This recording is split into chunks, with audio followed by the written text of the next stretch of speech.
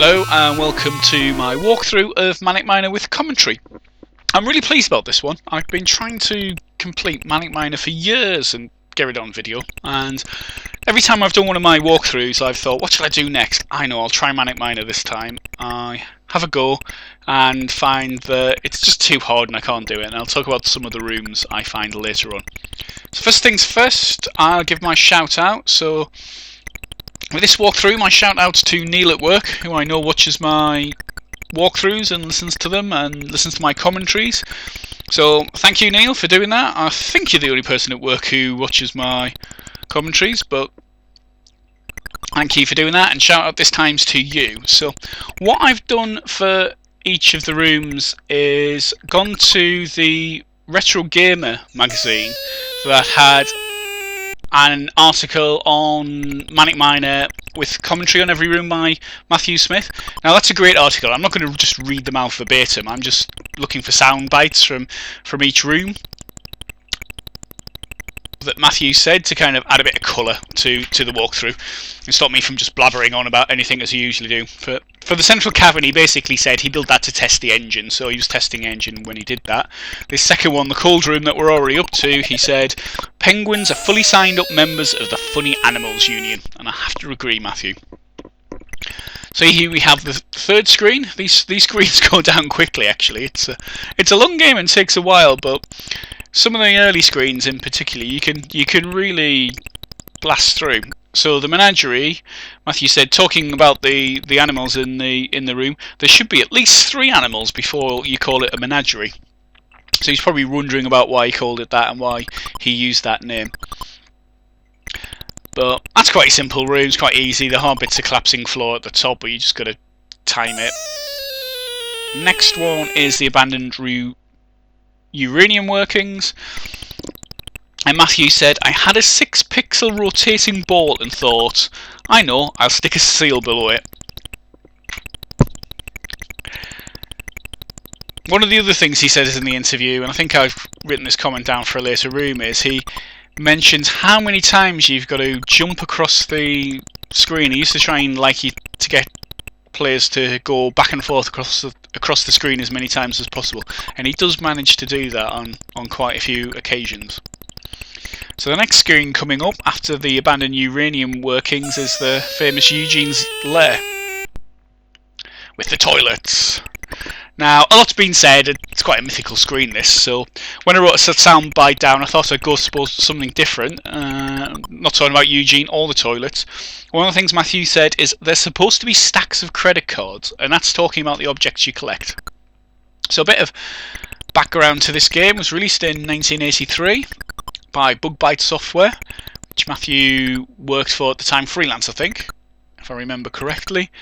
And famously, Matthew then left Bug Byte to set up Software Projects, became a shareholder in Software Projects once he was old enough. I think his shares were kept for him until he was old enough, and took the game with him. I think Matthews famously said that he made his money off Manic Miner, and Jet Set Willy all the money was just ploughed straight back into Software Projects. Jet Set Willy was of course the follow-up to this. So back to the backstory. Your miner Willy, you found an underground mine that belonged to an ancient civilization that has since collapsed, but they left their robots working the mine. They've deposited vast amounts of wealth in the mine that they've mined from it, and what you need to do is go around and collect all that wealth. And when you do, of course, famously, you then buy a mansion, get a housekeeper, get a chef, have a big party. Housekeeper gets a bit annoyed about it and tells you to clean up the whole house.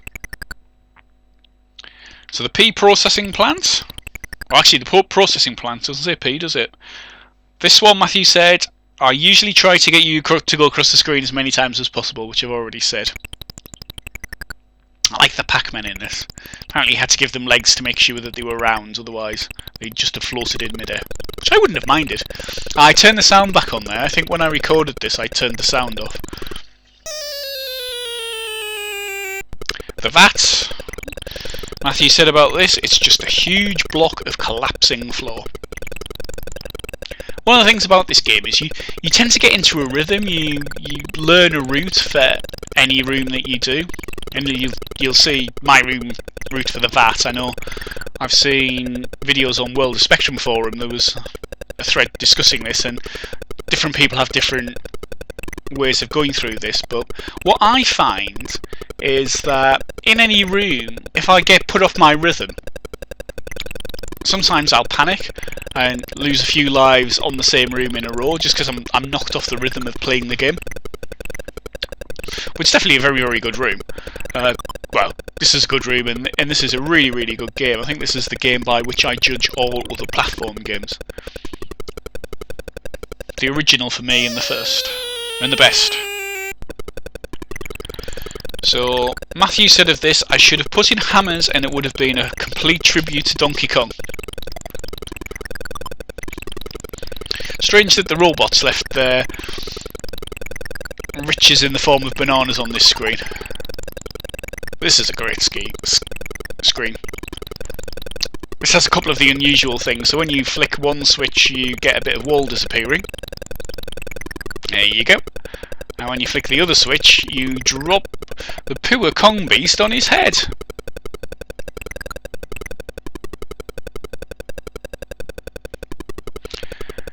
So the music's now playing. I think this is one of the first games to have in-game music. Certainly on the Spectrum. And in-game music was always thought difficult on the Spectrum because the processor, you can't use the processor while it's playing music. And in this case, it's kind of very beaty, I don't know, short little tones, this music. And obviously what Matthew was doing is just using the processor to play very, very short sounds to get the music to come across. In the Hall of the Mountain King, of course, famous piece of music by Grieg, I think. I'm sure someone will correct me if I'm wrong. So the next room is called the Wacky Amoebatrons. And the secret to this room is patience. If you try and blast through this room, you'll find that you die. You just need to take it nice and slowly.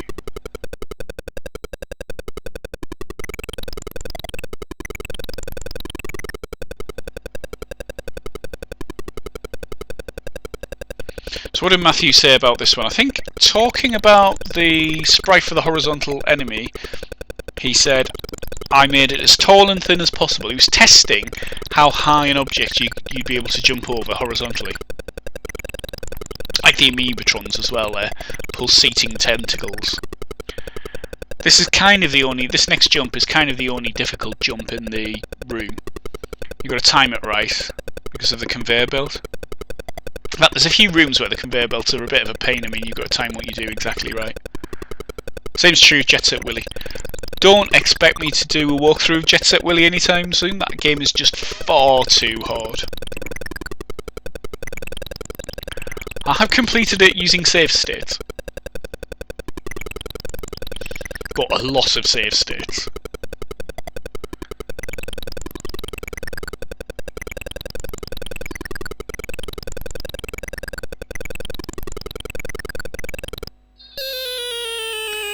There we go, and the next one, the Endorian Forest. Obviously a reference to Return of the Jedi there. And what did Matthew say about that? Would I be a Jedi or a Sith or a Jedi? I put that on my last census as my religion. I think a lot of people were doing that. I think there was an urban myth going around that if enough people put Jedi down as a religion, the government would have to recognise it as an official religion. I'm not sure if that's true. I did hear that a lot of people put Jedi as the religion on the census. I think it was the one before last.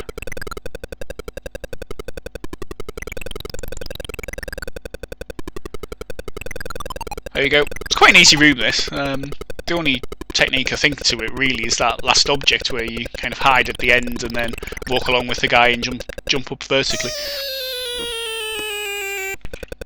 Next room is Attack of the Mutant Telephones. So, talking about the telephone sprite, Matthew said those phones are probably my favourite sprite. I think they're a great sprite.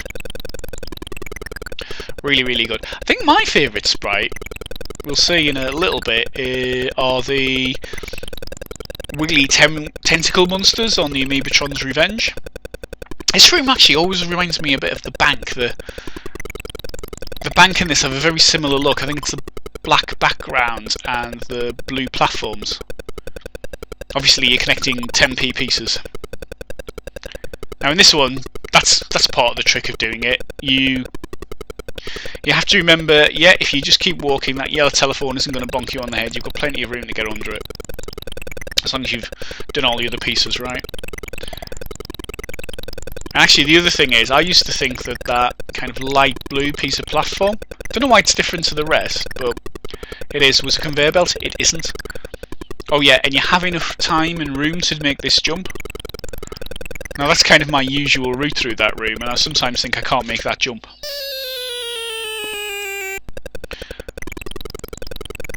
So the next one, the next comment, Matthew was talking about the fact that certain rooms have certain pieces of code that are always true for that room. And in this one, the Kong Beast and Eugene's Lair, there is a piece of code which means certain sprites will go to the bottom and stay there, and you see that on Eugene's Lair when you collect the last piece of object, and on this room and the Kong Beast room, the original Kong Beast room, because when you flick the last switch they fall through the exit themselves. There's a couple of tricky jumps coming up, so you've got to jump over that bush without dying twice. The first time you've got to do it like that, so you don't get on that little platform. The second time you've got to do it so you do get on that little platform. And the way to do it is use the platform above as a marker. So if you completely past that platform, as I was there, you hit the little platform. If you're a little bit behind that, you won't. So I use that top platform as kind of a marker to let me know when to jump. Here we go. We'll drop the Kong Beast on his head and drop down after him into the exit. Wait, I'm coming! Next one's the ore refinery. What did Matthew say about this? You'd imagine a skull and crossbones not to be the target, but it is. Never really thought about that. So there's two tricky parts of this room. One is that conveyor belt at the bottom means you've got to time it right of when you go so that you don't arrive at the end at the same time as the eye moving up and down. And the second tricky part of this room is the horizontal enemies. They're very tall and wide, so it makes jumping over them quite tricky. A few times I've mistimed the jump on those, quite a lot of times actually. Now the next room is my least favourite. It's the Skylab landing bay. So timing the walk, if you time the walk when the eye's at the top, it's pretty much where it was when you set off when you get to the end of the conveyor belt. So if you remember that, you'll be alright. Oh, here we go. I really dislike this room. So what did Matthew say about this? If you tape record this screen, it is the same on every version. You can learn the pattern. That might be true, but I still die a lot when I'm doing this screen. And again, this is one of those screens where you've got to get the set route, but I've died so many times. That jump there, I've done that and something comes down and hits you on the head, or right at the end where you've got to do that jump again and something just comes down and hits you on the head as you try to make it. It's not fun. As I said before, some of these screens you just need a bit of patience.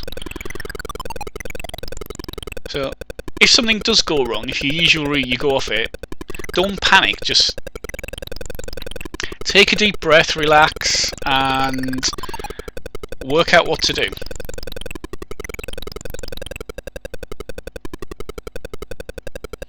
Nearly there, nearly finished. Unless someone comes and hits me there. No. Oh, that was close.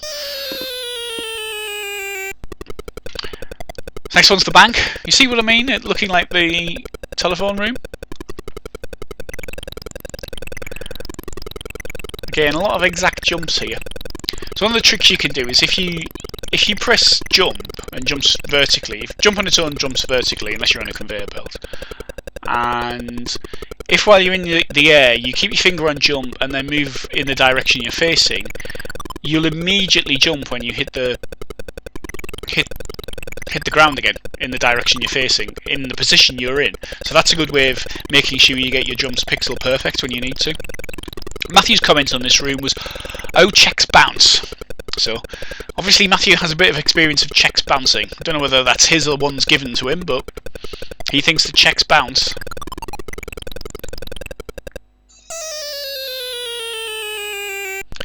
Next room, the 16th cavern. Matthew's comment on this was, "I'd ran out of names."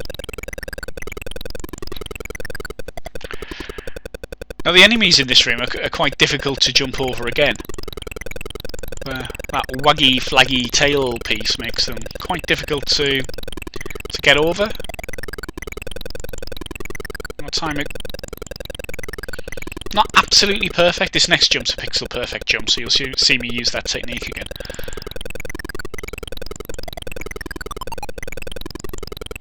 And the other thing about this room is you have to leave that item below the exit till last. Now the next room after this is the warehouse, and you need to know that because the trick in the warehouse is to immediately walk right. And the reason you want to immediately walk right is to make this first jump there.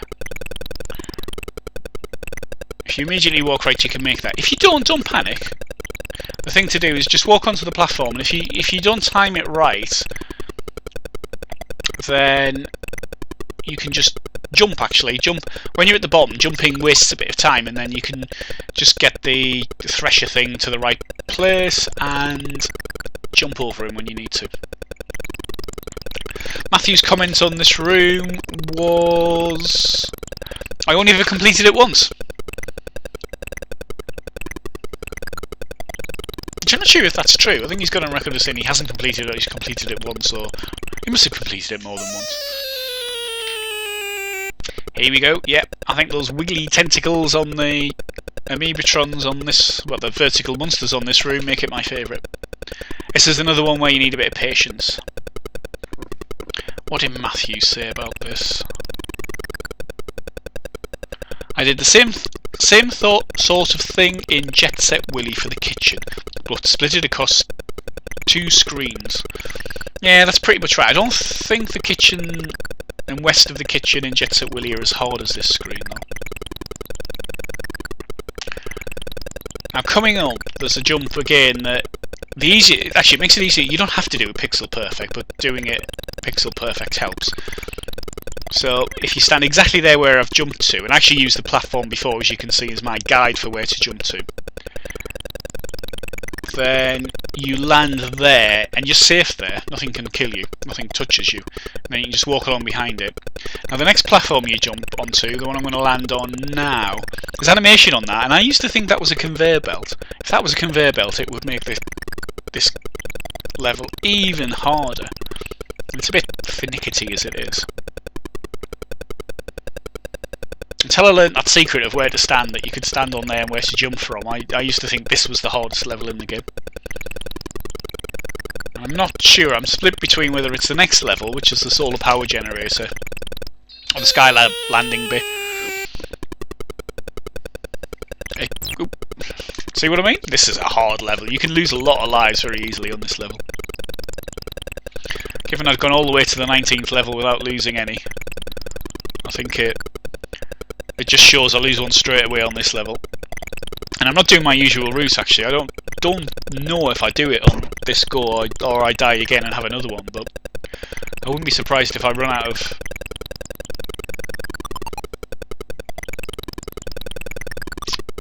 air, because that beam of light, when it hits you, drains your air. You'll see when Willie's in that beam of light, his air goes down quite quickly.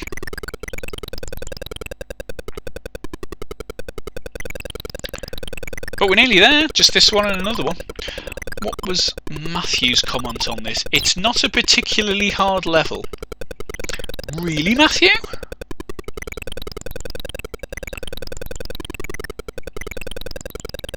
And actually, with all these, if anyone knows of a better way of doing this level, please let me know. Said that a lot of times.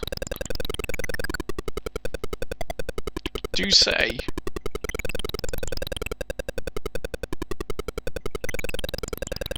So here we go. Just got that object in the bottom corner. Once again, Matthew's got his trick going of making me walk across the room as many times as possible. I jumped there to jump over the beam, and there's a few situations where you want to do that. You want to jump over the beam. Even though it doesn't kill you, it drains your air. And if you don't do little things like that, jumping over the beam just to save a little bit of extra air, probably want to do it here as well. Yep. Then if you don't jump over the beam to save a little bit of extra air, then you're pretty tight at the end. This is a hard jump as well, and again I kind of time it with a jump up and then jump across, but because that's a conveyor belt, it's easy to time that wrong and kill yourself on the red vertical enemy. Here we go, almost there. And I will admit that at that point in the game there, I've actually died. I've done a long jump instead of a just up and down jump. The last screen, the final barrier. Matthew's comment on this was, put the title screen graphics on the top half and you don't have to worry about them. Makes sense. Like Willie's car waiting for him. So there we go, Willie's collected his riches. He's nearly back home.